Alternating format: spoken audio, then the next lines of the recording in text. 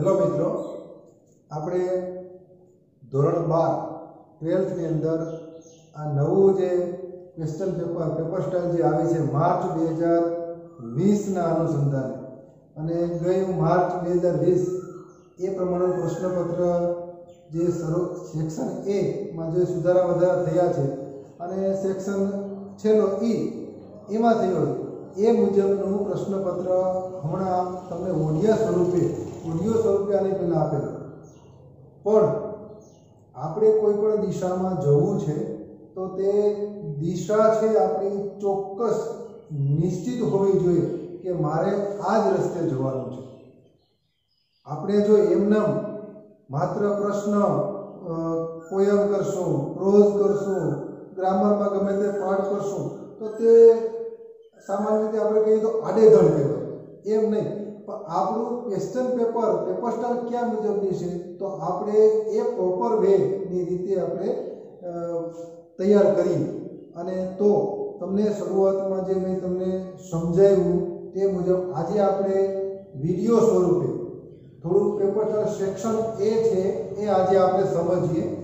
તો section A ની અંદર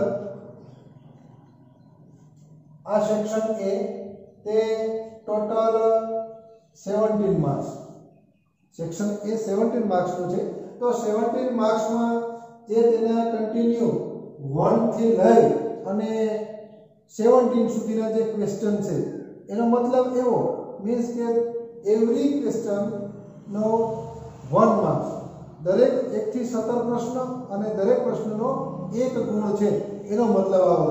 તો આપણે ક્યાં છે એ આપણે સમજીએ. દાખલા તરીકે question number 1 to 4, question number 1 to 4 1 થી 4 પ્રશ્નો કન્ટેન્ટ બેઝ ક્વેશ્ચન છે અને તે ટેક્સ્ટ બુક છે તેમાંથી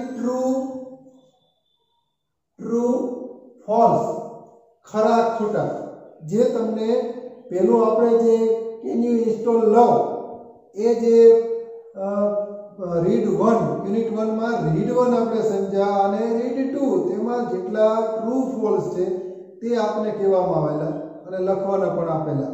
તો એ એવી જ રીતે ટ્રુ ફોલ્સ છે એવી એ છે આપણે ક્વેશ્ચન પેપરની અંદર આવે. એ મેઇન જે આપણે ટેક્સ્ટ બુક્સ છે, મેઇન ટેક્સ્ટ બુક, એ ટેક્સ્ટ બુકમાં એમાં પણ પાછું પોયમ નહીં, માત્ર જે પ્રોઝ છે ગદ્ય વિભાગ છે એ ગદ્ય વિભાગના પ્રશ્નો છે એ ખરા ખોટા સ્વરૂપે ટ્રુ ફોલ્સ તરીકે 4 પૂછાય છે અને તેના ટોટલ ગુણ છે 4. આ 4 માર્ક્સનો છે. આ 1 થી 4 ક્વેશ્ચન અને ગુણ પણ 4 છે. નેક્સ્ટ જોઈએ મિત્રો, તો આપણે question number 5 to 7 use of vocabulary એ છે ખાસ યાદ રાખવાનું છે કે એ સપ્લિમેન્ટરી રીડર, સ્વ અધ્યયન આધારિત જે છે એને આધારે સપ્લિમેન્ટરી રીડરમાંથી એ 3 ગુણનું પૂછાય છે 3 માર્ક્સ. અને તેમાં એવી રીતે હોય છે કે એ 3 શબ્દો આપેલા હોય છે. વોકેબ્યુલરી એ શબ્દો છે, આપણું શબ્દ ભંડોળ આવે ઇંગ્લિશ માટે વોકેબ્યુલરી આપણી ઊંચી હોવી જોઈએ. તો જુદા જુદા સપ્લિમેન્ટરી રીડરમાંથી કોઈ પણ એક્ઝામ્પલ તરીકે અહીંયા આપણે વિગરસ, તો આ મેઇન શબ્દ છે, મેઇન શબ્દ છે વિગરસ. એની સામે એ મેઇન શબ્દ એ મેઇન વર્ડ્સની સામે 4 વર્ડ્સ આપેલા છે: ટોપ, વિઝલન્ટ, લેથાર્જિક અને વીક. આ જે 4 શબ્દો છે આમાંથી યોગ્ય નજીકના અર્થવાળો શબ્દ છે આપણે શોધવાનો છે. એ નજીકના અર્થવાળો કયો શબ્દ છે એ શોધી અને જવાબ સ્વરૂપે લખીએ એટલે 5 થી 7, 5, 6 and 7 આ 3 ક્વેશ્ચન છે એ સપ્લિમેન્ટરી રીડરના 3 marks. Next question number 8 to 10 પ્રશ્ન ક્રમાંક ક્વેશ્ચન પેપરમાં 8, 9 અને 10, 8, 9 and 10 આ જે છે એમાં identification of function. A function છે તે આપણે શું કરવાનું છે? આઈડેન્ટિફાઈ કરવાનું છે, ઓળખવાનું છે. અને તે ફંક્શન આપણે જે મેન 20 ફંક્શન છે એ શીખ્યા છે. ધોરણ 11 ની અંદર આપણે 20 ફંક્શન શીખવાડ્યા છે, તમને વિગતવાર પણ લખાવ્યા છે. એ ફંક્શન એ ઉપરાંતના બીજા આપણે 40 to 45 40 થી 45 અન્ય ફંક્શન આપણે શીખ્યા છીએ, જેને આપણે સ્પેલિંગ એના શું અર્થ થાય એ અર્થ મુજબ એક શબ્દ છે એ ફંક્શન છે ક્યાં વપરાય છે એ સહિત મેન 20 અને બીજા 40 જે ફંક્શન છે એ આપણે આઈડેન્ટિફાઈ કરવાનું. અને જે 3 ફંક્શન આપેલા હોય છે 3 ગુણ છે, એમાં એ લેંગ્વેજ ફંક્શન છે એ સૌપ્રથમ એ 8 થી 10 નંબરનો પ્રશ્ન છે, એમાં ઉપર ઇન્ટુ બ્રેકેટ કૌંસની અંદર ફંક્શન લેંગ્વેજ ફંક્શન આપેલા છે, એ લેંગ્વેજ એ શબ્દો આપેલા છે, એ લેંગ્વેજ ફંક્શન કૌંસની અંદર સૌપ્રથમ આપેલા હશે. એની નીચે જે વાક્યો છે એ કૌંસમાંથી કયા સેન્ટેન્સની અંદર ક્યુ ફંક્શન છે એ કયા સેન્ટેન્સ જે સેન્ટેન્સ છે એનું ફંક્શન ક્યુ લાગુ પડે છે એ આઈડેન્ટિફાઈ કરવાનું છે. અને ઉપરના ઓપ્શન આપેલા છે બ્રેકેટની અંદર એમાંથી પસંદ કરી અને એક ક્રમ ઉપર એટલે 8 9 કે 10 8 9 or 10 જે ફંક્શનમાં જે વાક્યમાં જે ફંક્શન ઉપરનું જે કૌંસમાંથી લાગુ પડતું હોય છે તેમાંથી પસંદ કરીને તેની સામે આપણે ફંક્શનનું નામ લખવાનું છે. હવે નેક્સ્ટ આપણે જોઈએ તો ક્વેશ્ચન નંબર 11 to 14 11 12 13 and 14 કેટલા તો કે ટોટલ 4 ક્વેશ્ચન છે અને એના માર્ક્સ પણ છે તે 4 છે. 4 માર્ક્સ 4 ક્વેશ્ચન અને તે પણ એમસીક્યુ છે. હવે તેમાં રિસ્પોન્ડ ટુ ધ ક્યુઝ એટલે ફંક્શન બેઝ ફંક્શન આધારિત આ પ્રશ્ન છે એ 11 થી 14 નો પ્રશ્ન છે, એ પણ ફંક્શન આધારિત છે અને તે ફંક્શન એમસીક્યુ છે. અને એની અંદર કોઈ પણ દાખલા તરીકે 11મો 12મો 13મો 14મો 4 વાક્યો હશે, સેન્ટેન્સ હશે, એ સેન્ટેન્સ છે એ ફંક્શન બેઝ હશે અને એ એવી રીતના આપેલા હશે કે બે વ્યક્તિ વચ્ચે એટલે ડાયલોગ અથવા તો બે વ્યક્તિ વચ્ચે જેને આપણે વાતચીત, એક વ્યક્તિ પ્રશ્ન પૂછતી હોય છે તો બીજી વ્યક્તિ તેનો જવાબ આપતી હોય છે, પણ જે જવાબ છે એ આપણે ફંક્શન આધારિત જવાબ છે એ પૂર્ણ રીતે કરવાનો છે, પૂર્ણ આપવાનું છે. તો એ ડાયલોગની રીતે વાતચીતની રીતે ફંક્શન બેઝડ ક્વેશ્ચન આપેલો છે. તે હવે એ ડાયલોગ આપેલો છે બેઝ લીટીનો અને તેની નીચે A B C D આ 4 ઓપ્શન આપેલા છે. 4 ઓપ્શનમાંથી એ ડાયલોગનો જે જવાબ આપવાનો છે એ જવાબ ક્વેશ્ચનનો જવાબ આપવાનો છે એ શું આવે છે ABCD 4 માંથી આપણે ઓપ્શન પસંદ કરી અને નીચે એ 11 થી લઈ અને 14 ચારે 4 MCQ માં આપણે MCQ તરત આપણે તૈયાર જ છે જવાબ, માત્ર ABCD માંથી સિલેક્ટ કરી અને તેની જગ્યાએ આપણે તેનો જવાબ છે તે આન્સર છે તે મૂકવાનો છે. એટલે એ પણ ઈઝી. ત્યાર પછી ક્વેશ્ચન સેક્શન A ની અંદર છેલ્લું લાસ્ટ એટલે 15 to 17 15 16 17 15 16 and 17 આ જે 15મો 16મો અને 17મો આ જે પ્રશ્નો છે એ રિકોગ્નાઇઝિંગ એપ્રોપ્રિએટ ક્વેશ્ચન એ પણ MCQs છે, MCQ. અને એમાં આપણે 3 15 16 17 3 ક્વેશ્ચન છે અને એના માર્ક્સ છે એ પણ 3 જ છે, 3 ક્વેશ્ચન 3 માર્ક્સ. એમાં ક્વેશ્ચન છે એ દાખલા તરીકે કોઈ પણ એક સેન્ટેન્સ હશે, એ સેન્ટેન્સ છે એ સેન્ટેન્સની અંદર એ અંડરલાઈન કરેલો વર્ડ હશે, એ અંડરલાઈન કરેલો વર્ડ છે તેને આપણે એ નીચે આપેલા A B C D 4 option, એક સેન્ટેન્સની નીચે 4 ઓપ્શન આપેલા છે A B C D ચારેની સામે ક્વેશ્ચન હશે. એ 4 ક્વેશ્ચન છે, એ 4 ક્વેશ્ચનના ABCD ના ઓપ્શનમાંથી આપણે યોગ્ય પ્રશ્ન છે તે પસંદ કરવાનો છે. મીન્સ કે 15 થી 17 છે એમાં આપણે જે સેન્ટેન્સ આપેલો છે તેને અંડરલાઈન કરેલો વર્ડ છે તેને આપણે પ્રશ્ન સ્વરૂપે ફેરવવાનો છે. એ અંડરલાઈન કરેલો વર્ડ છે એ જવાબ તરીકે આવે એનો આપણે પ્રશ્ન કરવાનો. જે પ્રશ્ન કરવાથી અંડરલાઈન તે જવાબ આવવો જોઈએ। આ પ્રશ્ન એ નીચે આપેલા ઓપ્શન ABCD માં તૈયાર જ છે, માત્ર આપણે એમાંથી ચૂઝ કરવાનું છે। એટલે એ પણ MCQ છે, રોકડિયા માર્ક્સ જેને આપણે કહી શકીએ સાદી ભાષામાં। તો એ સેક્શન એ 1 થી લઈ અને 17 સુધીનો છે ક્વેશ્ચન, અને 17 માર્ક્સ ના થાય છે। તો આવી રીતે આપણે સેક્શન એ અહીંયા કમ્પ્લીટ થયું। હવે આપણે નેક્સ્ટ બીજા પોઈન્ટની અંદર આપણે સેક્શન બી જોઈશું મિત્રો નેક્સ્ટ। Thank you. નમસ્કાર મિત્રો, કેમ છો? મજામાં? આપણે ધોરણ 12 ઇંગ્લિશ એમાં સેક્શન એ છે, પેપર સ્ટાઇલનો સેક્શન એ આપણે પ્રથમ શીખ્યા। હવે સેક્શન બી માર્ચ 20 ની એક્ઝામ પ્રમાણે નવી પેપર સ્ટાઇલ મુજબ આપણે સેક્શન એ શીખ્યા છે। હવે સેક્શન બી શીખવાનું છે। સેક્શન બી ની અંદર આપણે એના ટોટલ 19 માર્ક્સ છે। આ સેક્શન બી માં એ સેક્શન એ ની અંદર ક્વેશ્ચન નંબર 1 to 17 આવે છે, અને 18 ત્યાર પછી ક્વેશ્ચન નંબર 18 થી સેક્શન બી આવે છે। 18 to 27 18 થી 27 જે પ્રશ્ન ક્રમાંક છે તેની અંદર રીડિંગ કોમ્પ્રિહેન્શન એ મેઇન ટેક્સ્ટ બુક, મુખ્ય જે ટેક્સ્ટ બુક છે એ ટેક્સ્ટ બુક ની અંદરથી એમાં પણ પ્રોઝ ગદ્ય વિભાગ છે, એ ગદ્ય વિભાગ આધારિત જે પ્રશ્નો પૂછવામાં આવે છે તે 10 ગુણના હોય છે।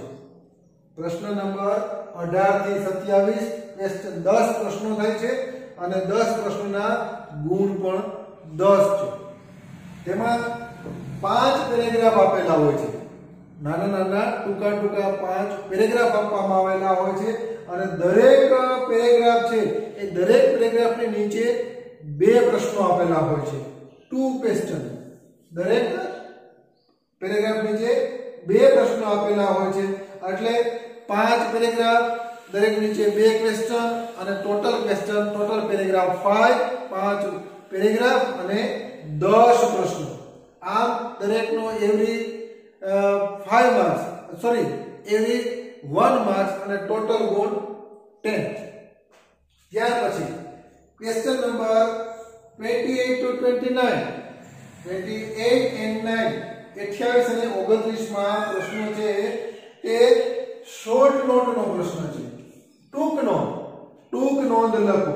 એ પણ મેઇન ટેક્સ્ટ બુક છે આપણી, એ ટેક્સ્ટ બુક ના પાઠ આધારિત ટૂંક નોંધ પૂછવામાં આવે છે, અને તે ક્વેશ્ચન પેપર ની અંદર આપણે ટોટલ 3 શોર્ટ નોટ આપવામાં આવેલી હોય છે, એમાંથી લખવાની છે આપણે માત્ર 2 શોર્ટ નોટ લખવાની છે, 3 માંથી કોઈ પણ 2, અને એક શોર્ટ નોટના 3 ગુણ છે, અને ટોટલ 2 શોર્ટના ગુણ થાય છે 6।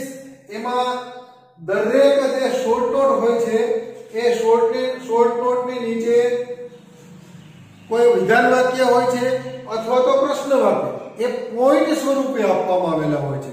શોર્ટ નોટનું નામ હોય, દાખલા તરીકે વોલ્ટ ડિઝની, તો નીચે વોલ્ટ ડિઝનીના કોઈ પણ પ્રશ્ન પણ આપ્યો હોય છે, પ્રશ્ન અથવા તો વિધાન વાક્ય આપેલા હોય છે, તે જે પોઈન્ટ સ્વરૂપે આપેલા એ પોઈન્ટનો ઉપયોગ કરી એના ઉપર આપણે ડિસ્ક્રિપ્શન કરવાનું છે, ડિસ્ક્રાઇબ કરી અને શોર્ટ નોટ લખીએ, એટલે વ્યવસ્થિત લખીએ, એટલે એક શોર્ટ નોટના 3 ગુણ, 2 શોર્ટ નોટના 6 ગુણ, એટલે 28 to 29 શોર્ટ નોટનો ક્વેશ્ચન છે। ત્યાર પછી ક્વેશ્ચન નંબર 30 થી 32 30, 31 અને 32 recognition of vocabulary A main text book ની આધારે છે, અને તેના પણ 3 માર્ક્સ છે। એમાં 30 થી 32 30, 31 ને 32 એમાં 3 થી 4 સેન્ટેન્સ આપવામાં આવેલા હોય છે, અને એ સેન્ટેન્સની ઉપર કૌંસમાં એટલે ઇન્ટુ બ્રેકેટ કૌંસની અંદર 4 શબ્દો આપવામાં આવેલા હોય છે, એ find out correct words and fill in the blanks. એ જે પેરેગ્રાફ સ્વરૂપે 3 ખાલી જગ્યા વાળો પેરેગ્રાફ છે, એ પેરેગ્રાફ છે ઉપરના શબ્દોમાંથી યોગ્ય રૂપ મૂકી અને તે ઉપરના શબ્દો 4 શબ્દોમાંથી શબ્દ શોધી અને ખાલી જગ્યા પૂરવાની છે.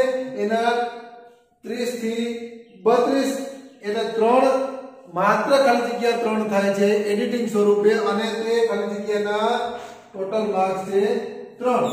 આ મિત્રો આપણે ક્વેશ્ચન 18 થી 27 28 29 અને 30 થી 32 આટલા 18 થી 32 સુધીના સેક્શન બી ની અંદર સવાલો પૂછવામાં આવે છે અને તેના 19 એટલે કે 19 માર્ક્સ થાય છે.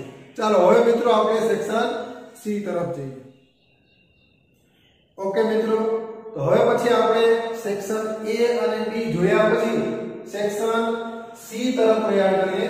સેક્શન સી છે એ 20 ગુણનો સેક્શન છે અને તેમાં સૌપ્રથમ 33મો પ્રશ્નથી સ્ટાર્ટ થાય અને 48 નંબર સુધીના ક્વેશ્ચન આપવામાં આવેલા હોય છે.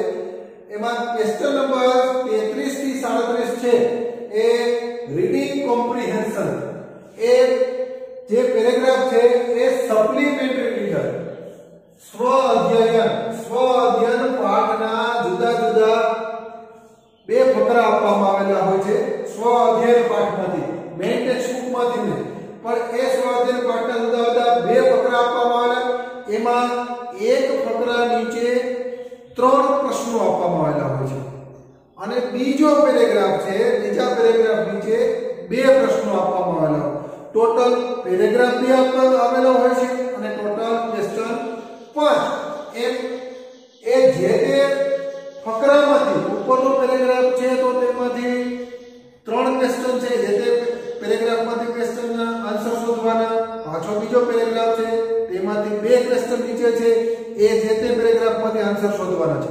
આ ટોટલ 2 પેરેગ્રાફ અને 5 ક્વેશ્ચન મળી અને 5 ક્વેશ્ચનના 5 ગુણ 5 માર્ક્સના 33 થી 37. ત્યારબાદ ક્વેશ્ચન નંબર 38 માં સમરી રાઇટિંગ એ સંક્ષેપીકરણ, એને આપણે ટૂંકસર પર કહીએ, પણ એ સંક્ષેપીકરણ કરવાનું છે. જેમ મિત્રો તમે ગુજરાતીમાં પણ શીખો છો, ગુજરાતીમાં તમારે સંક્ષેપીકરણ કરવાનું થાય તેવી જ રીતે આપણે અંગ્રેજીમાં એ સંક્ષેપીકરણ કરવાનું. પણ આ જે સંક્ષેપીકરણ છે તે સંક્ષેપીકરણ આપણે એ સપ્લિમેન્ટરી જે રીડર છે, સ્વ અધ્યયન ટેક્સ્ટ બુક છે, એ સપ્લિમેન્ટરી રીડરમાંથી આપણે તે ક્વેશ્ચન નંબર 38 માં છે એ એક પેસેજ અંગ્રેજીની અંદર પેસેજ આપેલો હોય, એ પેસેજનું આપણે સંક્ષેપીકરણ કરી અને એ સંક્ષેપીકરણ ના 4 ગુણ પ્લસ એનો આપણે યોગ્ય ટાઇટલ આપવાનું થાય છે. ટાઇટલનો શીર્ષકનો 1 ગુણ, એટલે 4 અને 1 મળી અને ટોટલ 5 ગુણનો 38મો પ્રશ્ન છે એ 5 ગુણનો પૂછાય છે.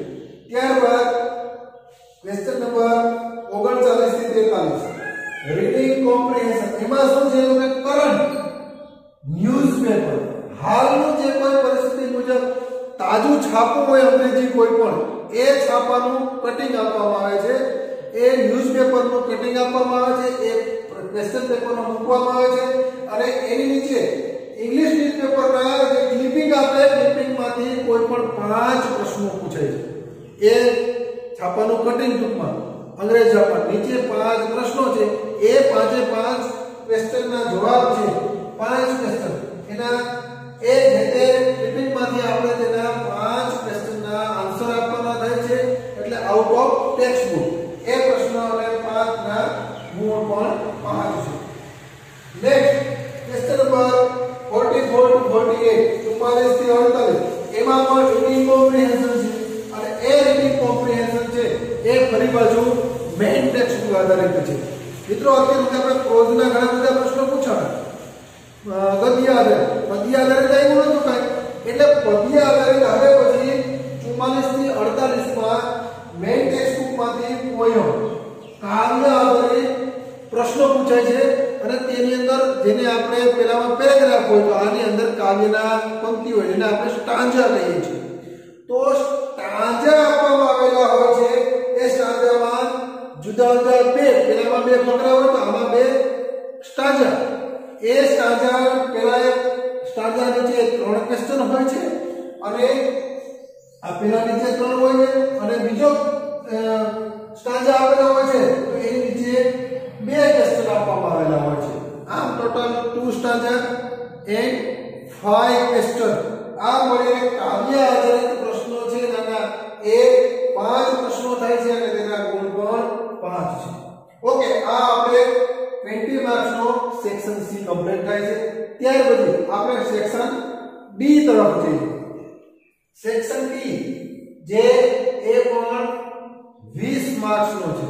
સેક્શન ડી અને સેક્શન ડી માં ક્વેશ્ચન નંબર 49 થી 50 49 to 50 એ કોન્ટેક્સ્ચ્યુઅલ ટ્રાન્સફોર્મેશન, એ બદલાવ ચેન્જ કરવાનો છે, ટ્રાન્સફોર્મેશન કરવાનું છે. શું થાય તો કે એક પેસેજ આપવામાં આવેલો કે ટેન્સ આધારિત હોય છે અને ટેન્સ અને વોઇસ બંને હોય છે અને એમાં ઉપર લખેલો ડુ એઝ ડાયરેક્ટેડ, ભાગ્યા પ્રમાણે ઉત્તરો આપો. ભાગ્યા પ્રમાણે કરો તો શું કરવાનું કે ક્વેશ્ચન નંબર 48 છે, પ્રશ્ન 49 નો પ્રશ્ન છે, એ એક્ટિવ વોઇસ અને પેસિવ વોઇસ માંથી પૂછવામાં આવે છે.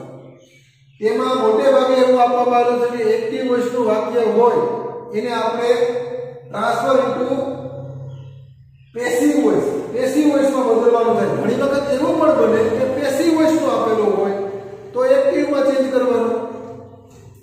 અને ક્વેશ્ચન નંબર 50 જેમાં આપેલ પ્રકારનો આપણે કાળ બદલવાનો છે. એ કાળમાં આપણે નીચે દરેકની બંનેની નીચે કોઈ પણ એક્ટિવ સેન્ટેન્સ આપેલો હોય 49 માં નીચે સ્ટાર્ટ લાઈક ધીસ કરીને આપેલું હોય એટલે કે પેસિવ થી શરૂઆત થઈ હોય તો વાક્ય પેસિવ બનાવવાનું. 50 માં ક્વેશ્ચનમાં કોઈ પણ ટેન્સનું એક સેન્ટેન્સ આપેલું છે એમાં એક ટેન્સની નીચે સ્ટાર્ટ લાઈક ધીસ, આ ખાસ યાદ રાખવું. સ્ટાર્ટ લાઈક ધીસ કરીને જેવી રીતે શરૂઆત કરવામાં આવેલી હશે કે ચાલુ વર્તમાન કાળનું વાક્ય આપેલું છે અને એ નીચે સ્ટાર્ટ લાઈક ધીસ કરી અને ચાલુ પૂર્ણ ભૂતકાળ એ બનાવવાનું, એ વાક્યની શરૂઆત કરવામાં આવેલું તો આખું વાક્ય છે આપણે ચાલુ પૂર્ણ ભૂતકાળમાં બનાવવાનું. ટૂંકમાં જેવી રીતે સ્ટાર્ટ લાઈક ધીસ કરીને આપેલું છે તે જ મુજબ આખું વાક્ય છે બદલવાનું થાય. એટલે 49 માં ક્વેશ્ચનના 2 માર્ક્સ અને 50 નંબરના ક્વેશ્ચનના પણ 2 marks end total do as directed ના 4 ગુણ થાય છે. Next question number 51 reported speech. મિત્રો આપણે ડાયરેક્ટ ઇનડાયરેક્ટ ધોરણ 9 10 અને 11 માં શીખી ગયા છે. 11 માં આપણે રિપોર્ટેડ સ્પીચ શીખ્યા છે, ડાયરેક્ટ ઇનડાયરેક્ટ. તેમાં કોઈ પણ પહેલા આપણે શું હતું તો કે 9મા 10મા માં આપણે છૂટા છૂટા સેન્ટેન્સ આપવામાં આવતા અને એ સેન્ટેન્સ નો આપણે પછી સેન્ટેન્સ ક્વેશ્ચન વાળો હોય, એક્સક્લેમેટરી વાળો હોય, ઓપ્ટેટિવ હોય, એક્સ વાય ઝેડ કોઈ પણ સેન્ટેન્સ આપેલો હોય એનું આપણે ઇનડાયરેક્ટ કરવાનું થતું હોય છે. જ્યારે આપણે સ્ટાન્ડર્ડ 11 અને 12 ધોરણ 11 બારમાં આપણે એ ડાયરેક્ટ ઇનડાયરેક્ટ ડાયલોગ આપવામાં આવે છે. એ ડાયલોગ એટલે કે સંવાદ, બે વ્યક્તિ વચ્ચે થતી વાત છે. એ સંવાદ આપેલો હોય એ સંવાદ છે, એ ડાયલોગને આપણે ચેન્જ ઇન્ટુ ઇનડાયરેક્ટ સ્પીચ, તેને આપણે ઇનડાયરેક્ટ સ્પીચમાં બદલવાનો થાય. એમાં એઝર્ટિવ વાક્ય હોય, વિધાન વાક્ય હોય, ક્વેશ્ચન વાક્ય હોય, એક્સક્લેમેટરી વાક્ય હોય, ઓપ્ટેટિવ સેન્ટેન્સ હોય, ઇમ્પેરેટિવ સેન્ટેન્સ હોય વગેરે વગેરે. આ જે સેન્ટેન્સ આપેલા છે એ સેન્ટેન્સ જુદા જુદા દરેક પ્રકારના એક ડાયલોગની અંદર સેન્ટેન્સ આવરી લેવામાં આવે છે મોટા ભાગના. અને એ દરેક જે એઝર્ટિવ હોય, ક્વેશ્ચન હોય, એક્સક્લેમેટરી, ઓપ્ટેટિવ, ઇમ્પેરેટિવ જેમાં જે પ્રકારનો રૂલ્સનો ઉપયોગ થતો હોય તે રૂલ્સનો યુઝ કરી અને આપણે એ ડાયલોગને પેરેગ્રાફ સ્વરૂપે, ફકરા સ્વરૂપે આપણે તેનું ઇનડાયરેક્ટ લખવાનું થાય છે. છૂટા છૂટા વાક્ય નહીં, એક વાક્ય બીજું વાક્ય જુદા જુદા લખવાનું નથી પણ પેરેગ્રાફ લખવાનો છે ઇનડાયરેક્ટ નો. તે આખા ક્વેશ્ચન નંબર 51 નો ઇનડાયરેક્ટ કરવાથી, આ ડાયલોગ નો ઇનડાયરેક્ટ કરવાથી આપણને 4 ગુણ પ્રાપ્ત થાય છે. ત્યાર પછી ક્વેશ્ચન નંબર 52 થી 56 52 to 56 કમ્પ્લીટ ધ સેન્ટેન્સ. 5 માર્કનું વાક્ય જેના આધારે છે તો કે ફંક્શન બેઝ છે. મિત્રો આપણે 11મા ધોરણની અંદર ફંક્શન એ 20 ફંક્શન 19-20 ફંક્શન શીખ્યા છીએ. એના સિવાય આપણે સ્પેલિંગ અને અર્થ વાળા 4 40 થી 45 ફંક્શન શીખ્યા છે। આ જે ફંક્શન આધારિત છે 52 થી 56 ના એ સેન્ટેન્સ છે એમાં 5 અધૂરા વાક્યો આવેલા હોય, એની સામે ટક અધૂરી લીટી કરી અને સામે ફંક્શનનું નામ આપવામાં આવેલું હોય અને નીચે એની સામે એની હિન્ટ આપેલી હોય છે। એ તો એ આપેલ જે હિન્ટ છે એના અર્થ આધારિત, દાખલા તરીકે જે ફંક્શન આપેલું છે ફંક્શન ભૂતકાળ વાળું છે, પાસ્ટ વાળું છે તો પાસ્ટ અર્થમાં વાક્ય પૂર્ણ કરવાનું। જે ફંક્શન આપેલું છે કયા અર્થમાં છે એ અર્થમાં જે તે વાક્ય છે આપણે કમ્પ્લીટ કરવાનું થાય અને કમ્પ્લીટ કરેલું સેન્ટેન્સ છે એ 5 ફંક્શન બેઝ વાક્યો છે એ પૂરા કરવાથી આપણને 5 ગુણ પ્રાપ્ત થાય છે। ત્યારબાદ મિત્રો ક્વેશ્ચન નંબર 57 છે એ સિન્થેસિસ નો છે અને સિન્થેસિસ ની અંદર આપણે ગુજરાતીમાં સાદું વાક્ય, સંયુક્ત વાક્ય, સંકુલ વાક્ય આપણે આજે ગુજરાતીમાં કેવી રીતે આપણે અંગ્રેજીમાં ક્વેશ્ચન નંબર 57 માં સિન્થેસિસ પૂછે એ સિન્થેસિસમાં છૂટા વાક્યોનું એક સંયુક્ત જેને સંયુક્ત વાક્ય બનાવવાનું, એ વાક્ય બનાવવાના ટોટલ ગુણ છે 30। અર્થપૂર્ણ વાક્ય છૂટા વાક્યનું એક જ વાક્ય બનાવવાનું અને તે અર્થપૂર્ણ વાક્ય બનાવવાનું એ ક્વેશ્ચન નંબર 57 એ 57 માં એ અર્થપૂર્ણ વાક્યના આપણને 3 ગુણ મળવા પાત્ર છે। ત્યારબાદ ક્વેશ્ચન નંબર 58 ક્વેશ્ચન નંબર 58 માં આપણે 4 વાક્યોનો પેરેગ્રાફ આપવામાં આવેલો હશે। 4 વાક્યનો એક પેરેગ્રાફ હોય તેમાં અંડરલાઈન કરેલા શબ્દમાં 4 ભૂલ છે, એ 4 ભૂલ છે આપણે સુધારવાની છે। એ 4 ભૂલ સુધારી અને એ 4 ભૂલ સુધારે પેરેગ્રાફથી ફરીથી લખવાનો થાય અને એ એટલે કે એડિટિંગ। એ ક્વેશ્ચન નંબર 58 એડિટિંગ ના એના 4 ગુણ છે અને આના છે 3 ગુણ। મિત્રો આ મળી 4 4 8 5 4 3 આ મળી ટોટલ 20 માર્ક નો આપણે અહીંયા સેક્શન બી છે તે પૂર્ણ થાય છે। હવે આપણે સેક્શન ઈ તરફ જઈશું। ચાલો મિત્રો હવે આપણે લાસ્ટ સેક્શન એટલે સેક્શન ઈ સેક્શન તરફ જઈશું। એના 24 માર્ક્સ છેલ્લું સેક્શન ઈ સેક્શનમાં 24 ગુણનો સેક્શન છે આ વિભાગ અને તેમાં 59 59 થી લઈ અને 62 આમ જોવા જઈએ તો માત્ર 4 જ ક્વેશ્ચન છે અને તેમાં 59 ઇન્ફોર્મેશન ટ્રાન્સફર એના ગુણ છે 5। એમાં માહિતી છે એ ફકરા સ્વરૂપે 80 શબ્દોમાં આપણે લખવાનું છે।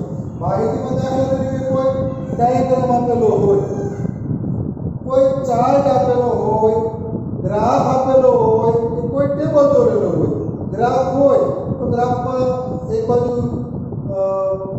વર્ષ હોય, બીજી બાજુ વિગત હોય અથવા તો કોઈ ટેબલ હોય કે ટેબલમાં માની લ્યો કે સચિન તેંડુલકર, ગાંગુલી, દ્રવિડ એમ નામ આપ્યું હોય, એની સામે એના રન, ટેસ્ટ વગેરે વિગત આપી હોય તો એ જે ટેબલ આપેલો છે એ જે ચાર્ટ આપેલો હોય કે કોઈ પણ ડાયાગ્રામ આપેલો હોય, દાખલા તરીકે આ રીતના આપેલો હોય અથવા તો કોઈ પણ આમાં ટકાવારી કે કંઈ પણ બીજું બતાવેલો હોય 10%, 30%, 40% વગેરે વગેરે અને એક જે કોઈ ઇન્ફોર્મેશન છે એ ઇન્ફોર્મેશનને આપણે એ શબ્દના રૂપે 80 શબ્દોમાં ફકરા સ્વરૂપે લખવાનું થાય એ એટલે ઇન્ફોર્મેશન ટ્રાન્સફર માહિતીમાં બદલાવ છે। એના ગુણ છે 5। ત્યાર પછી 60મો પ્રશ્ન પેરેગ્રાફ રાઇટિંગ। એમાં આપણે પેરેગ્રાફ એટલે અહીંયા નિબંધ પ્રકારનો પ્રશ્ન એટલે નિબંધ લખવાનો છે। એ નિબંધમાં 3 કોઈ પણ વિષય 3 નિબંધના વિષય આપ્યા હશે, એ નીચે તેના પોઈન્ટ પણ આપેલા હશે। એ નિબંધ એ પોઈન્ટનો ઉપયોગ કરી વ્યવસ્થિત, સારા અને યોગ્ય શબ્દોમાં એના લગતા શબ્દોમાં એના આઉટ ઓફ સબ્જેક્ટ નહીં એ વિષયને આપણે બરાબર ન્યાય આપી અને એ 150 શબ્દોમાં 150 શબ્દોમાં આપણે એ નિબંધ લખીએ તો તેને આપણે ટોટલ ગુણ મળવા થાય છે। આ યાદ રાખવાનું એ પેરેગ્રાફનો વિષય આપેલો છે, એ 3 પર લખવાનું છે અને તેના આ 150 ગુણમાં લખીએ એટલે તેના 8 ગુણ મળે એટલે આ નિબંધ એના પોઈન્ટ ટુ પોઈન્ટ આપણે લખવાનું છે। ત્યાર પછીનો 61 61મો પ્રશ્ન છે એ 61મો પ્રશ્ન સ્પીચ રાઇટિંગ અથવા તો એપ્લિકેશન રાઇટિંગ। એટલે માત્ર સ્પીચ રાઇટિંગ હતું, એપ્લિકેશન ફરી પાછી આ ગઈ સાત ઉમેરી છે તેમાં। તો એપ્લિકેશન છે તો સૌપ્રથમ સ્પીચ છે, તો જેવી રીતે આપણે કોઈ વ્યક્તિ કોઈ ભાષણ આપતી હોય છે કોઈ વિષય ઉપર કોઈ પણ સબ્જેક્ટને લઈને એ ભાષણ બોલતા હોય છે। અહીંયા આપણો પ્રશ્ન એવો છે કે એ જે બોલવાનું છે ભાષણ એ આપણે અહીંયા ભાષણ છે તે લેખિત સ્વરૂપે આ લખવાનું છે પેરેગ્રાફ સ્વરૂપે અને તેના પોઈન્ટ છે એ પોઈન્ટ આપેલા હોય અને કેટલા શબ્દોમાં તો કે 100 વર્ડ્સ 100 શબ્દોમાં આ ભાષણ છે તે સ્પીચ એટલે ભાષણ એ ભાષણ છે તે આપણે લખવાનું છે અને તે 100 શબ્દોમાં લખી અથવા તો એ જો આપણે ન કદાચ લખી શકીએ સારી રીતે તો આપણે એમ થાય કે આપણે બીજું લખવું એના અથવા શું છે એપ્લિકેશન રાઇટિંગ। એપ્લિકેશન મીન્સ કે અરજી લેખન દાખલા તરીકે કોઈ પણ આપણે નોકરી માટે ક્યાંય પણ એપ્લાય કરતા હોઈએ તો એમાં આપણે એ એપ્લિકેશન લખીએ। જો કોઈ સૌપ્રથમ તેમાં કોઈ ન્યૂઝપેપર હોય, ન્યૂઝપેપરમાં જાહેરાત આવે, એ જાહેરાતના અનુસંધાને એમાં જે પોસ્ટ આપી હોય તે પોસ્ટ અનુસંધાને આપણે તેની એપ્લિકેશન જે તે સંસ્થા હોય, કોઈ પણ કંપની હોય, સ્કૂલ હોય, દવાખાનું XYZ કંઈ પણ એ નોકરી માટે આપણે જે સંસ્થામાં એપ્લિકેશન કરીએ જે જાહેરાતમાં આપી હોય તે અરજી લેખન આપણે કરવાનું છે। તેમાં આપણે ખ્યાલ જ કે સરનામું હોય લખનારનું જમણી બાજુ, પછી જેને આપણે સંબોધન કરીને લખવાનું છે તેનું જે સંસ્થાનું સરનામું, સબ્જેક્ટ હોય, એમાં પર્સનલ બાયોડેટા હોય, એજ્યુકેશન ક્વોલિફિકેશન હોય, વધારાની લાયકાત હોય, સેલેરી હોય, એક્સપિરિયન્સ હોય અને છેલ્લે પીડા ઇન્ક્લોઝર। આ બધી આપણે વ્યવસ્થિત રીતે ફોર્મેટ મુજબ જો આપણે એપ્લિકેશન લખીએ તો એપ્લિકેશન પૂરેપૂરી લખીએ તો એ સ્પીચના અર્થમાં આપેલ એપ્લિકેશનના 6 ગુણ આપણને પ્રાપ્ત થવા પાત્ર છે। એટલે વધારે મિત્રો આપણે એ પણ ઈઝી પડશે કે આપણે એપ્લિકેશનનું ફોર્મેટ તૈયાર કરી લેવું અને તે મુજબ લખી આપણે ઝડપથી લખી શકીએ અને પૂરેપૂરા ગુણ મેળવી શકીએ। ત્યાર પછી છેલ્લો ક્વેશ્ચન એટલે 62 એમાં પણ ઈમેલ અને રિપોર્ટ, ઈમેલ લખવાનું છે અને રિપોર્ટ એ અથવામાં છે કે આ ઈમેલ લખો અથવા તો રિપોર્ટ લખો। મેલ આઈડી છે તેમાં આપેલું હોય અને 100 શબ્દોમાં છે આપણે મેલ લખવાનું। મેલમાં દાખલા તરીકે કોઈ પેલા લેટરમાં કે આપણે કમ્પ્લેન લેટર લખીએ, બીજું લખીએ, કોઈ પણ બાબત હોય આપણે તેમાં લખીને કોઈ પણ કંપનીને લખીએ, સંસ્થાને લખીએ તો એ ઈમેલથી આપણે ફોરવર્ડ કરવાનો છે। લખનાર હોય, વિષય હોય તેમાં અને કોને સંબોધીને લખે છે, કોને લખવાનું ફોરવર્ડ કરવાનું છે એ બધું આપણે જે ફોર્મેટ છે એ મુજબ લખવાનું 100 શબ્દોમાં અથવા તો એના અથવામાં રિપોર્ટ એટલે એ પણ 100 શબ્દોમાં જ લખવાનું છે।